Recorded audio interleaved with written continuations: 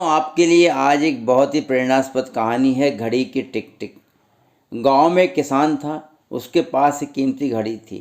वह घड़ी उसके पिता ने दी थी। एक दिन कमरे में अनाज भरते हुए वह घड़ी गुम गई।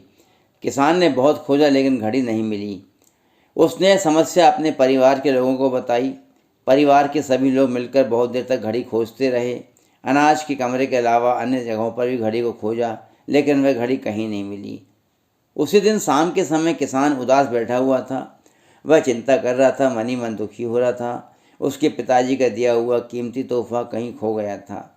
आप ही सोचें, आपको दिया हुआ तोहफा खो जाए तो आपको कैसा खराब लगेगा। उसी समय उसका पोता पास आया और बोला, दादाजी, क्या मैं आपकी गुमी हुई घड़ी खोजने का प्रयास करूं? किसान ने सोचा, जब घर के अन्य बड़े सदस्य नहीं खोज सके तब यह बच्चा कैसे घड़ी खोज लेगा। वह कैसे खोज पाएगा, कैसे काम करेगा और कैसे कमरे में जाके देखेगा।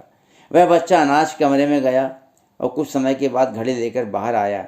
दादाजी से बोला, यह रही दादाजी आपकी घड़ी। दोस्तों, किसान उसके हाथ में घड़ी देखकर आश्चर्यचकित रह गया। किसान ने पूछा, तुमने घड़ी कैसे खोजी? तुम्हें यह घड़ी कैसे मिली? तब बच्चे ने बताया कि वह कमरे में एक कोने में जाकर खड़ा हो गया। बिल्कुल शांत वातावरण में उसे घड़ी की टिक टिक सुनाई दी। जहाँ से वह आवाज़ आ रही थी वहाँ जाकर उसने घड़ी उठा ली। किसान बच्चे की बुद्धिमानी पर बहुत खुश हुआ। किसान ने बच्चे को ढेर सारा इनाम दिया।